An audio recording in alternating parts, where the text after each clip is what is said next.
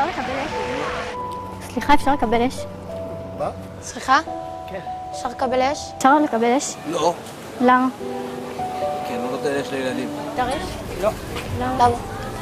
בת כמה את? 14. נו, את נורמלית? למה את מעשנת? 14.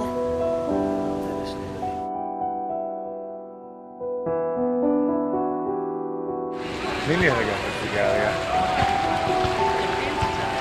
אל תעשני. סבבה? באמת, אתם רוצים שאני אזמין אתכם לעוגה, לקפה, למשהו? זה אהבה גדולה, אבל אל תעשנו. זה הזבל הכי גדול שיש, ואם אני הייתי יכול לזרוק את זה, הייתי זורק את זה. ממש ממש לא, אין סיכוי. אני מתחרט על זה שאני מעשן.